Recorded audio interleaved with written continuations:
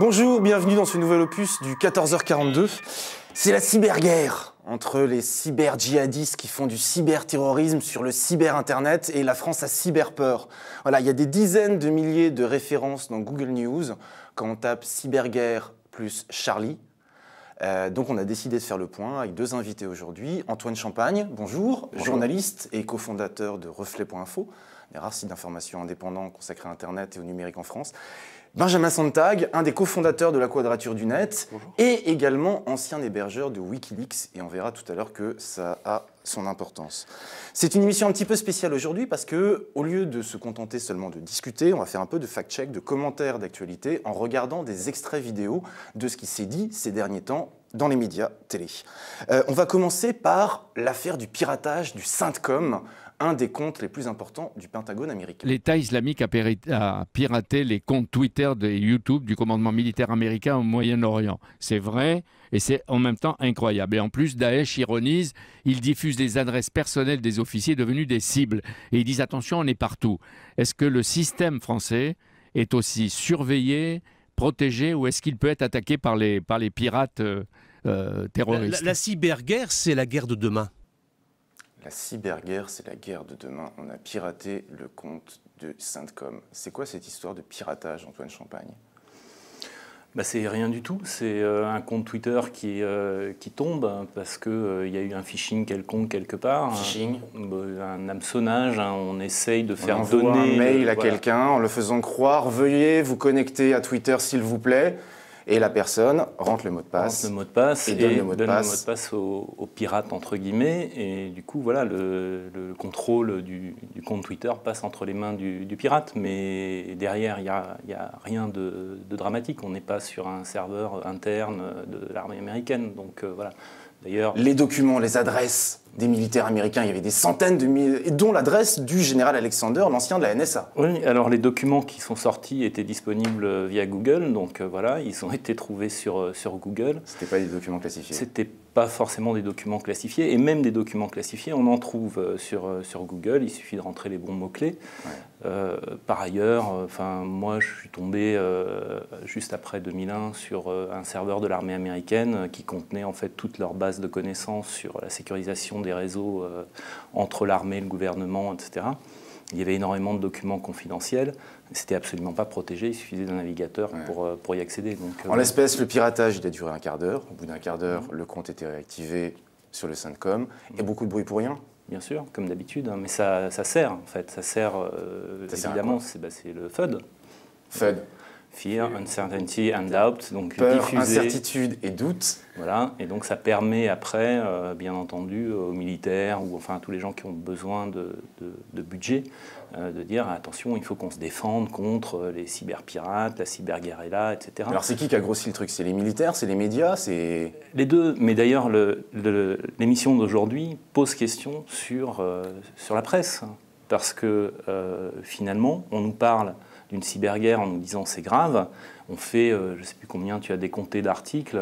En fait, il y avait 200 000 références sur Google News il y a 2 jours, 125 000 hier, il n'en reste plus que 57 000 aujourd'hui. Quand on regarde dans les faits, c'est quelques centaines qui ont été faits depuis une semaine. Là, je parle juste des articles répertoriés par Google News. Je ne parle pas des reportages à la télé, à la radio. Bon. On est d'accord, mais ça pose une question, parce que cette cyberguerre, moi dans les années 2000, j'avais sorti une phrase qui était la cyberguerre, ça fait des cybermorts, donc c'est pas très grave.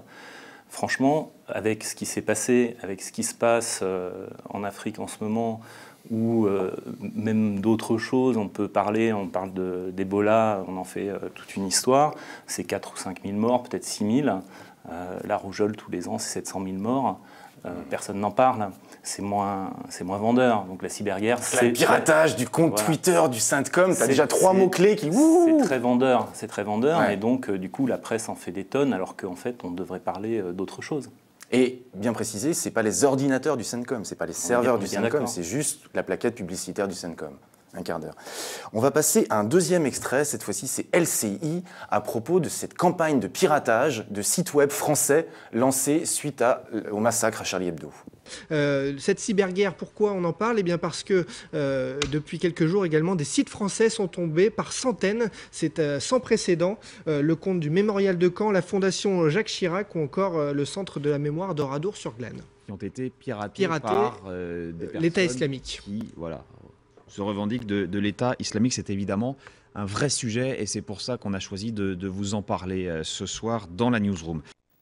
C'est un vrai sujet et nous aussi on a décidé d'en parler en 14h42. Benjamin Sontag, donc là je parle à l'ancien hébergeur de Wikileaks, donc qui sait ce que c'est qu'un petit peu de la sécurité informatique, parce que pour le coup Wikileaks a été vraiment piraté et c'était pas par des bambins. C'est quoi cette histoire de campagne de piratage massif? On parle de 25 000 sites qui ont été piratés. Wikileaks n'a pas été piraté, ils se sont pris Ils ont des essayé. attaques, mais voilà. Oui, oui c'est pour ça.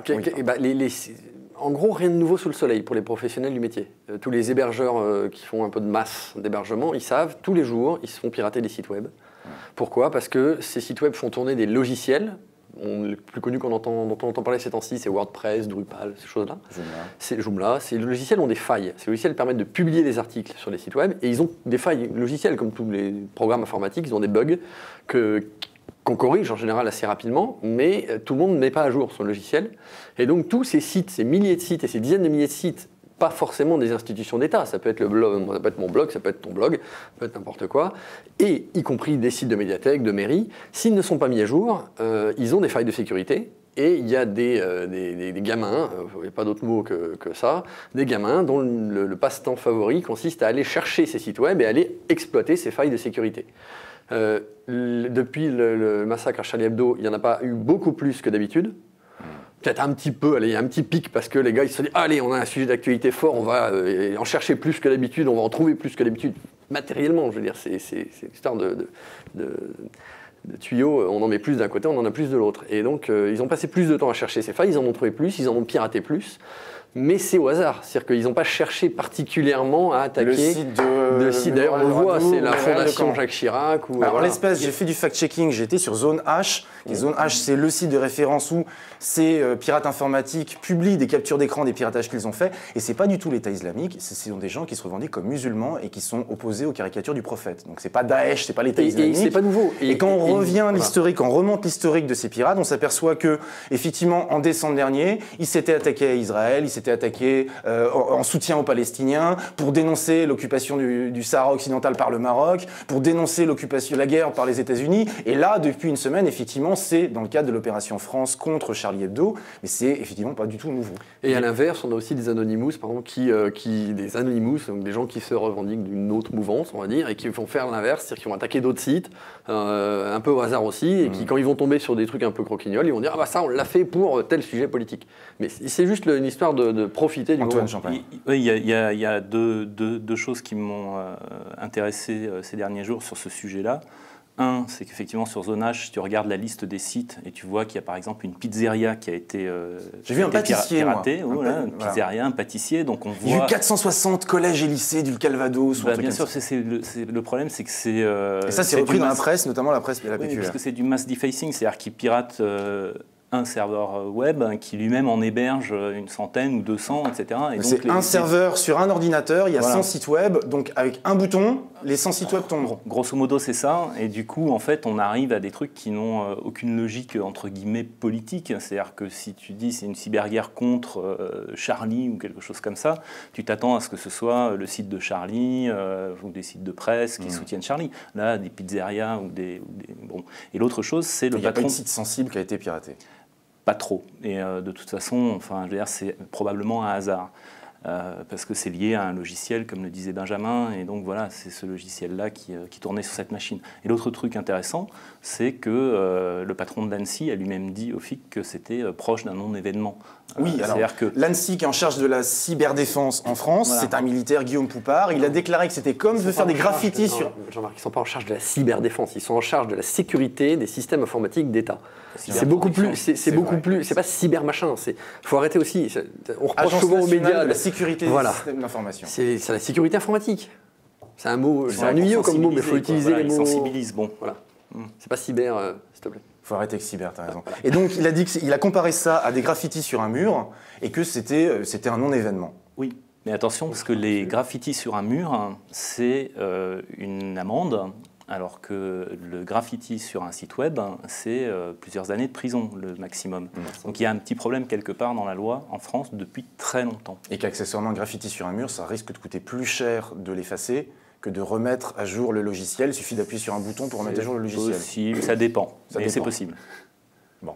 Donc, ces 25 000 sites web, en fait, est-ce qu'on peut dire que c'est une manifestation ou pas? Ou est-ce que Mais non, c'est pas plus que d'habitude, c'est une manif continue. C'est juste. Ouais, c'est business Pour moi, as usual. c'est même pas une manif, c'est juste le symbole que on a des infrastructures informatiques qu'on oublie et qu'on laisse à l'abandon. Ça, c'est sûr.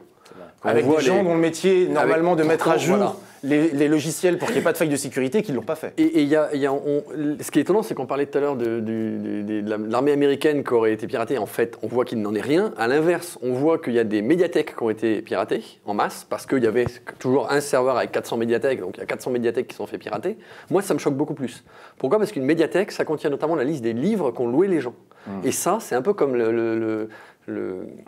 la confession avec les prêtres, c'est secret. Et la liste les livres que louent les gens, c'est secret. C'est pas censé. Et donc, s'il y avait eu, je ne sais pas s'il y a des données de ce type derrière ces sites de médiathèques, Là, ils ont mais changé si c'est la le page cas, d'accueil. A priori, ils n'ont pas forcément accès on ne sait pas à quoi ils ont eu accès. Mais normalement, ce genre de données. La seule chose voilà, que j'ai trouvée, c'est une liste d'adresses mail de Thé et Chocolat, qui est un site web, un jeu fait par une blogueuse mode.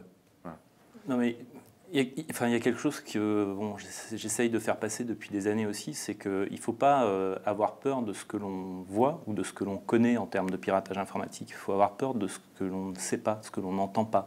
C'est-à-dire que quelqu'un qui veut vraiment faire quelque chose de grave, disons, ou d'important sur un réseau informatique, il ne va pas aller se vanter d'avoir piraté le serveur. Il va rester là pendant longtemps, récupérer des données sensibles, etc., et les utiliser après pour autre chose. Donc un graffiti, c'est franchement pas grave. Hein. On continue avec Bernard Cazeneuve au Forum international sur la cybersécurité. C'était à Lille, c'était hier matin. La première de ces menaces, nous en avons parlé à l'instant en tête-à-tête avec le ministre Thomas de Maizière, est le cyberterrorisme, qui consiste à commettre une action destructrice par le truchement du moyen numérique. Antoine Champagne, c'est quoi une action destructrice au truchement numérique?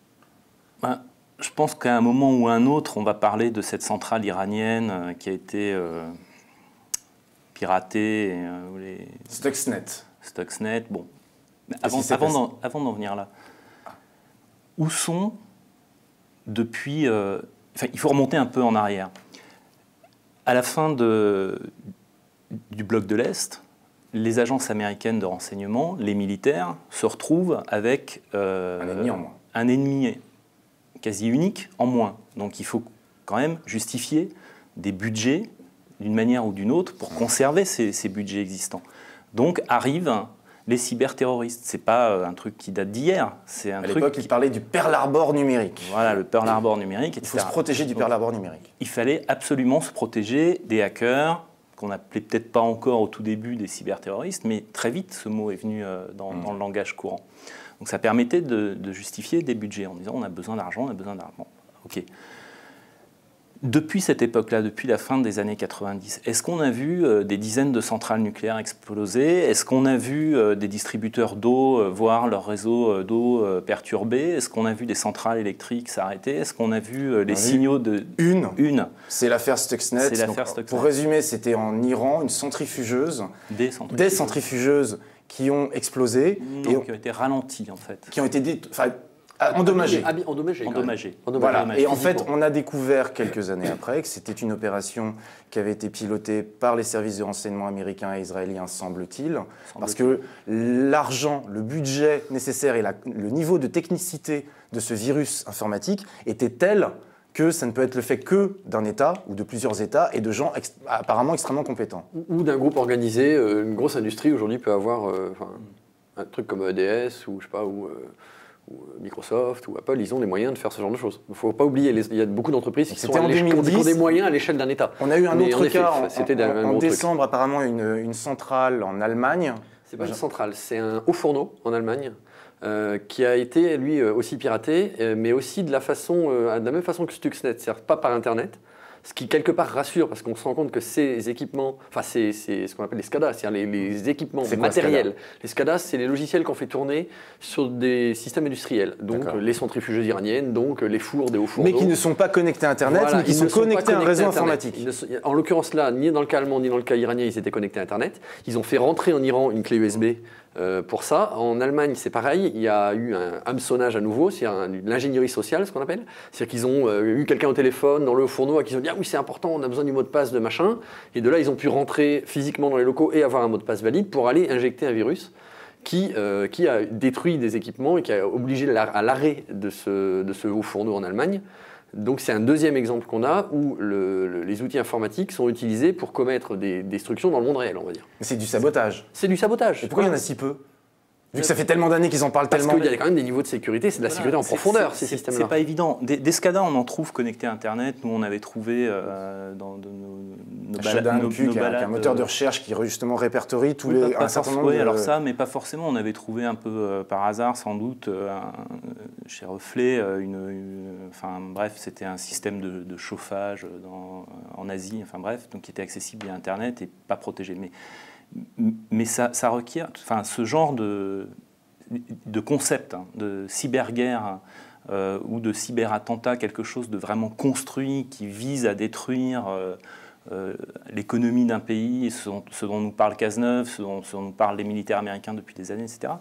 Ça demande des compétences très fortes et qui souvent sont éparpillées. Donc ça voudrait dire qu'il faut récupérer un certain nombre de personnes, les faire travailler ensemble, les payer, avoir une infrastructure informatique suffisante, qui elle-même reste protégée de façon à ne pas être repérée.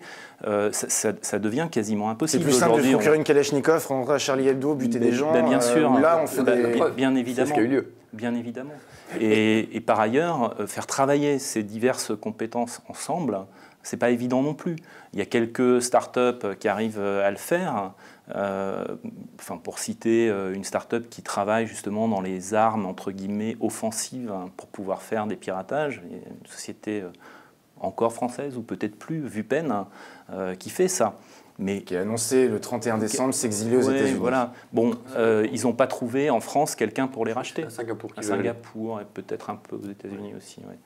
Mais alors, juste pour préciser, il y a un cadre juridique qui a changé, qui fait que maintenant, quand on veut exporter des logiciels espions ou des systèmes qui peuvent permettre à des logiciels espions de fonctionner, il faut demander l'autorisation au gouvernement. Ce pourquoi Vupen, dont c'était le métier, a décidé de s'exiler parce qu'elle en a marre des tracasseries administratives. Bon, ça c'est l'explication. C'est l'explication, c'est la fenêtre officielle, enfin la devanture officielle. Il est bien évident que la réglementation n'a jamais empêché le trafic d'armes classique, oui. Que la plupart des sociétés qui veulent faire ce genre de choses ouvrent une filiale dans des pays plus accueillants et qui ne sont pas soumis à ces réglementations.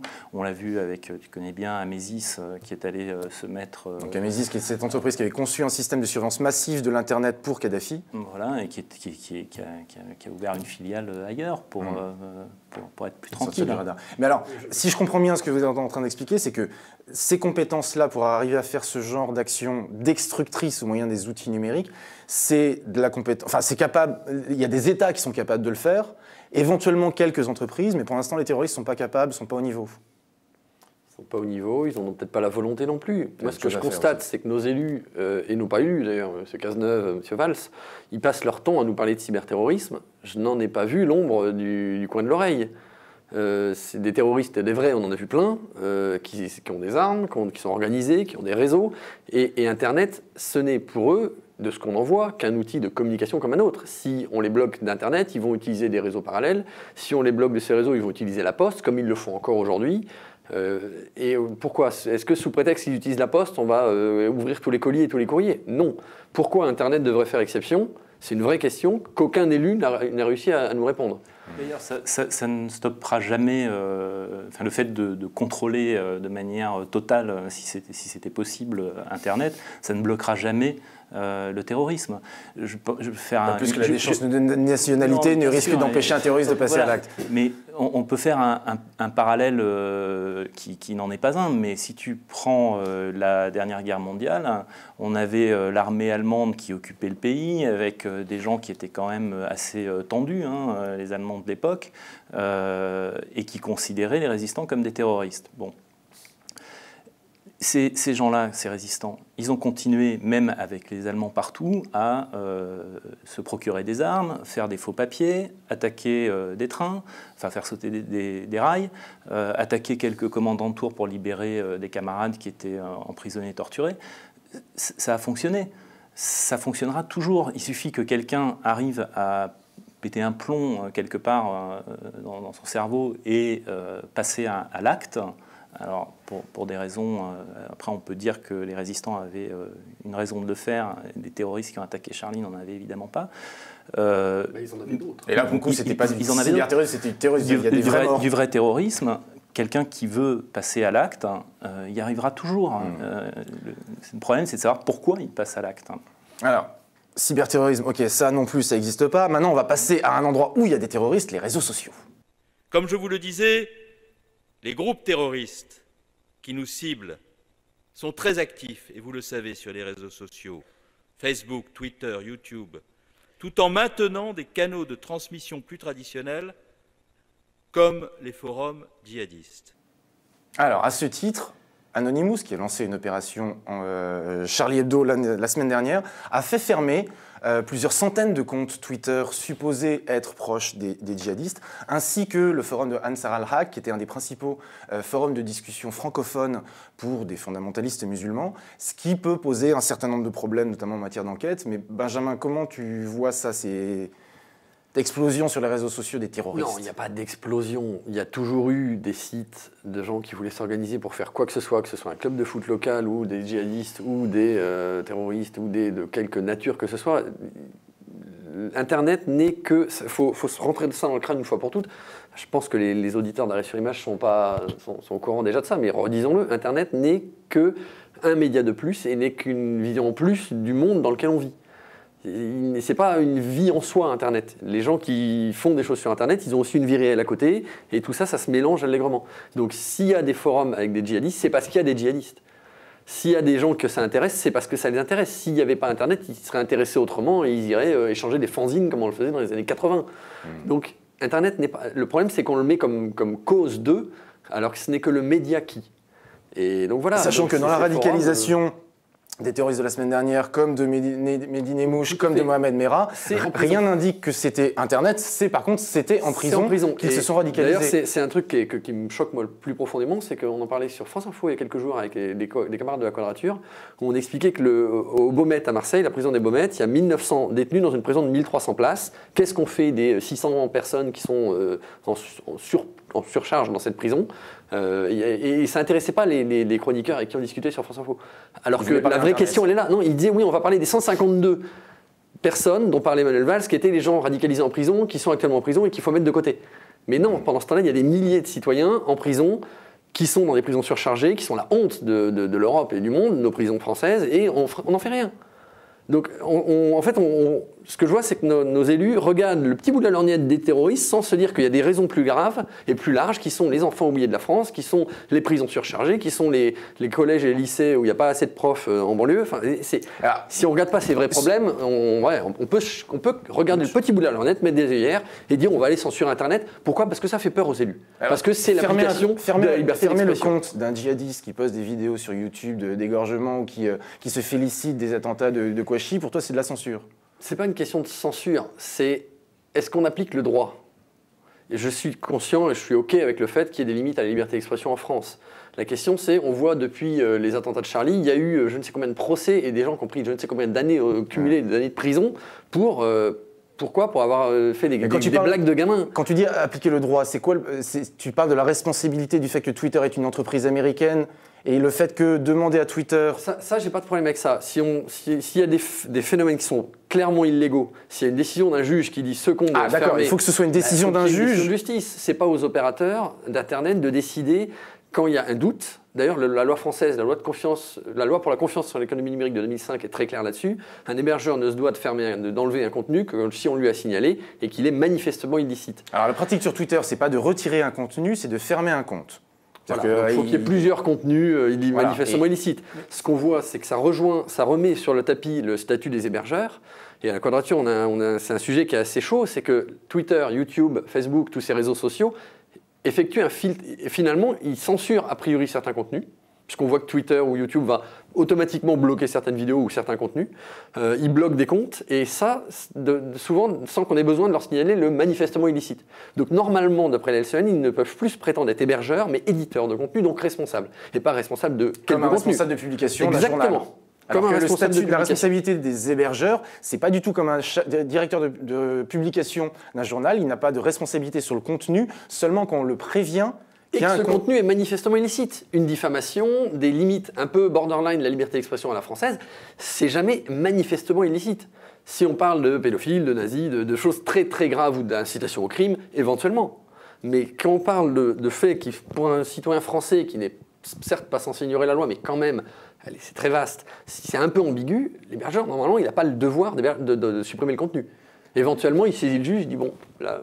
Mais ça veut dire que la vidéo d'un égorgement d'un otage ou des exécutions en masse... Vous savez, on voit tous les jours dans les films à 21h à la télé. Hein. Ouais, mais là, c'est pas un film, c'est pas de la fiction, c'est des vrais gens qui ont vraiment été...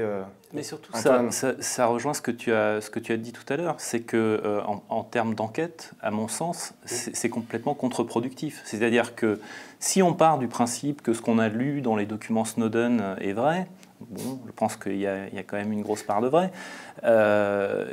Les États, ou en tout cas les États-Unis, la Grande-Bretagne, la France n'en parle pas, mais elle a aussi ses moyens. On sait surveiller, remonter, voir qui est derrière la mise en ligne de ces contenus, etc. Remonter l'adresse IP de celui qui a posté tel contenu. Et on sait aussi ce que disent ces gens-là, ce qu'ils pensent ou ce qu'ils prévoient, etc. Parce qu'ils le manifestent par leur publication. Si on décide de leur couper ces moyens de communication, effectivement, ils vont se reporter sur des tracts, des fanzines, n'importe quoi. Mais on ne saura plus du tout où ils sont, ce qu'ils font, etc. Parce qu'ils font généralement quand ils sont coupés un compte sur Facebook ou sur Twitter, ils s'en créent un autre avec le chiffre 1, puis 2, puis 3, voilà. Et c'est comme ça qu'on arrive à les suivre. Il y a ça, mais moi je me mets dans la peau 5 minutes des types qui sont payés pour les surveiller dans les services de police ou de renseignement. Je pense que c'est contre-productif de dire on va tout fermer, etc. Donc cette pseudo-campagne d'Anonymous, il faut bien garder en mémoire que tout le monde peut être Anonymous, c'est le principe. Donc ça ne veut pas dire que c'est... Oui, j'ai eu plein de médias qui parlaient de les Anonymous. Non, il y a des gens d'Anonymous qui ont dénoncé cette opération. Voilà. Donc quelques personnes ont décidé de faire ça. Je pense que c'est complètement contre-productif. Est-ce qu'il faut fermer les comptes Twitter ou YouTube de ceux qui justement montrent des images d'égorgement ou des images... Ou est-ce qu'il faut attendre... Il faut demander au juge d'un côté, ou alors il faut que ce soit manifestement illicite. Voilà. Le droit français est étonnamment assez bien foutu là-dessus. Ce que je vois, c'est est-ce que c'est manifestement illicite? Honnêtement, j'ai pas de réponse. En tant qu'hébergeur, je n'ai pas de réponse. En tant qu'éditeur de contenu, je ne le mettrai pas en ligne. La vraie question, c'est ça. C'est où se positionnent ces grosses plateformes de contenu. Ouais. Et on a eu déjà effectivement plein de cas. L'exemple typique, c'était le hashtag un bon juif, quand l'UEJF avait demandé à Twitter de censurer des comptes. Et dans les 80 comptes, je crois, il y avait notamment une journaliste de la BBC qui interviewait un des tweetos qui avait lancé ce hashtag pour savoir pourquoi il l'avait fait. Et la journaliste avait été, pas censurée pour le coup, mais il y avait une demande de censure de son compte en tout cas.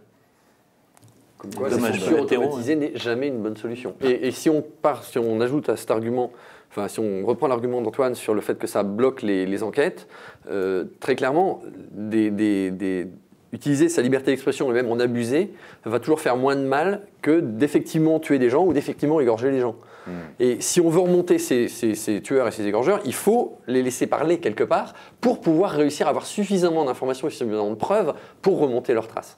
Et donc c'est toujours quelque part, aussi étonnant et contre-intuitif que ça puisse paraître, c'est toujours mieux de laisser parler les gens pour pouvoir, le jour où ils sont passés à l'acte, mieux les retrouver. Et finalement, Internet favorise énormément les enquêtes là-dessus. On n'est pas anonyme sur Je ne Internet. sais pas si vous avez vu le hashtag Je suis Kouachi qui a sévi sur Twitter à partir de vendredi et samedi. au moment où je l'ai regardé, au début où ça sévissait, ça devait être quelques heures après, c'était essentiellement des gens qui disaient « Oh, c'est quoi ce hashtag? C'est nul, c'est nul, c'est nul » et des gens d'extrême droite qui disaient « Oh, vous vous rendez compte, c'est des islamistes, terroristes, machin ».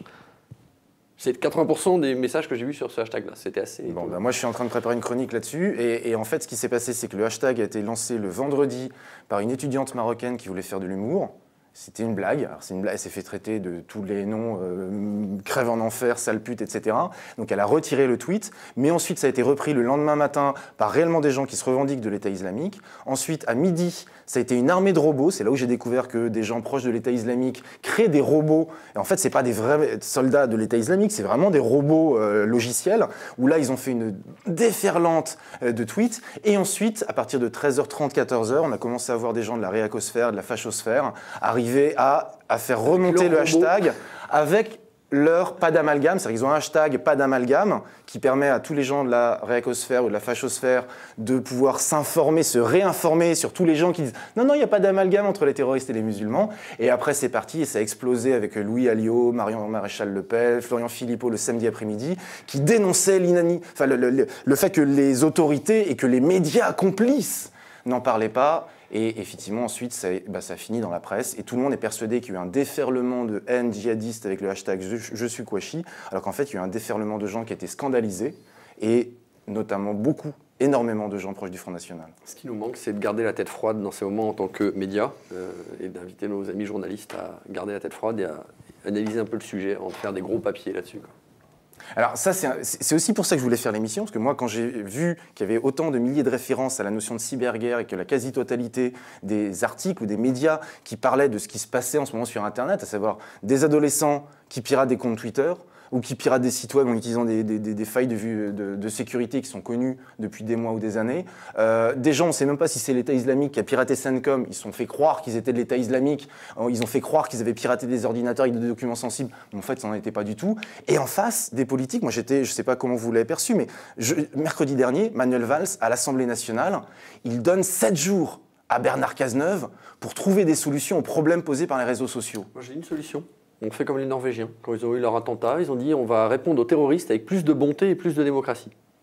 Voilà.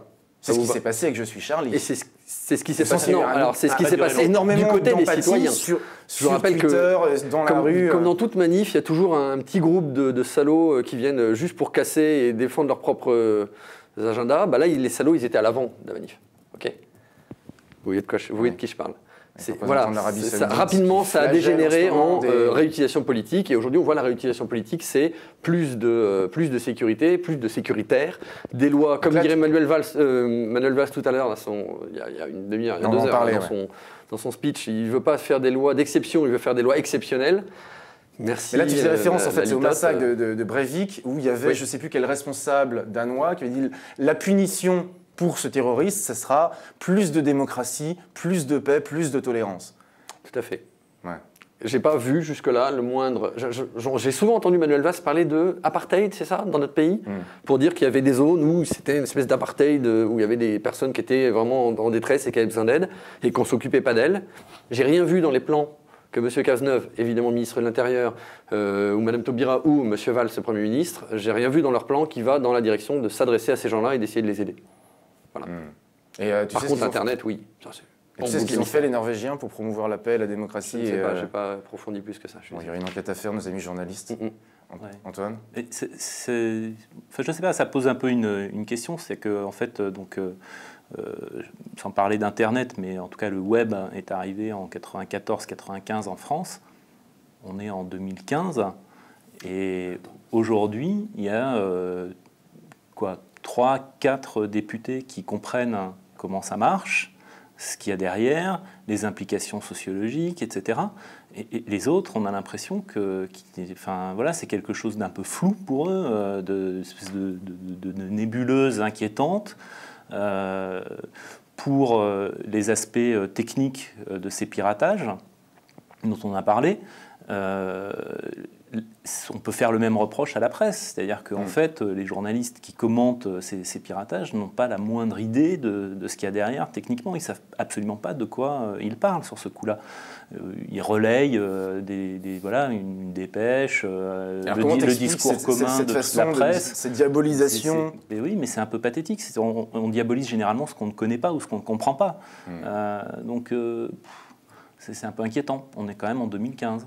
C'était un peu d'autopromo. J'avais fait un documentaire qui s'appelait Une contre-histoire de l'Internet où on parlait notamment de Nicolas Sarkozy quand il voulait civiliser Internet en plantant le drapeau de la France et où ça voulait dire que s'il veut civiliser Internet, les internautes sont des barbares.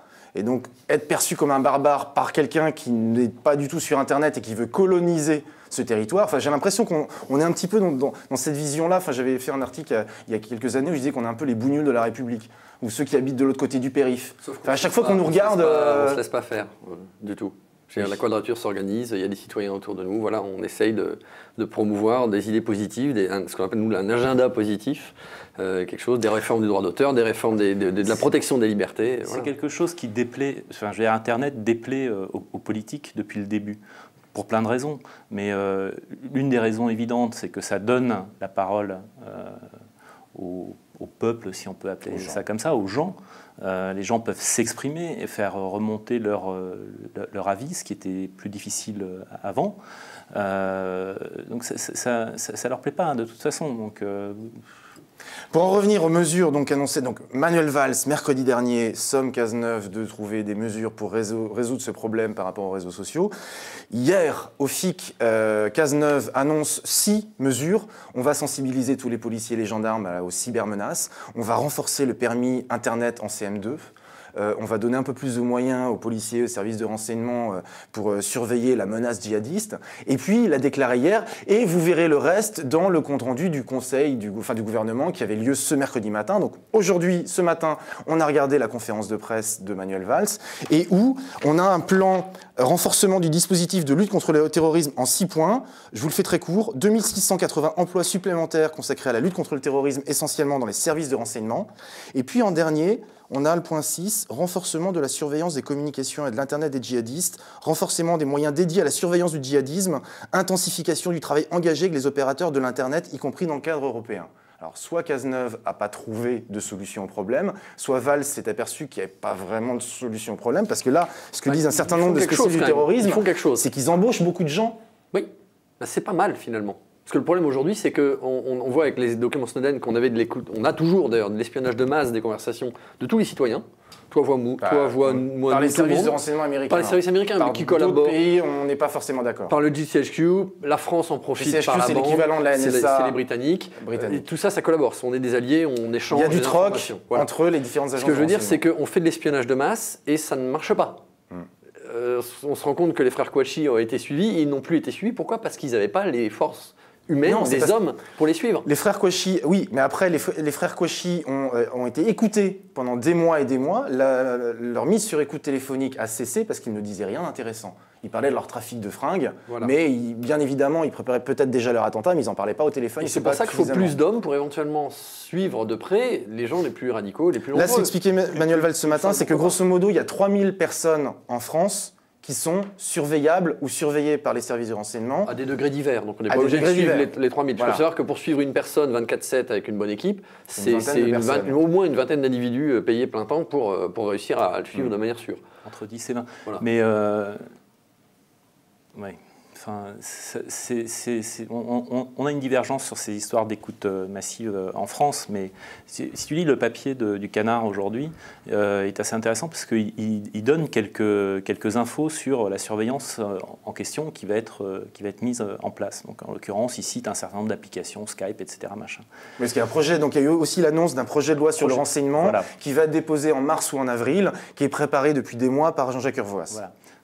Donc, probablement, on en saura plus quand on verra ce qu'il y a dans ce projet de loi, pour savoir ce qui va être fait concrètement pour mieux surveiller ce qui se passe Là, ce qu'a sur expliqué Internet. Urvoas la semaine dernière, c'est que les terroristes ne communiquent pas par téléphone, ils ne sont pas suffisamment débiles parce qu'ils savent qu'ils peuvent être écoutés. Donc on a besoin maintenant de rentrer dans leurs ordinateurs. C'est ce qu'il a expliqué. Parce que le projet de loi, le projet de loi terrorisme leur permet de le faire. Permet déjà de faire. Bon.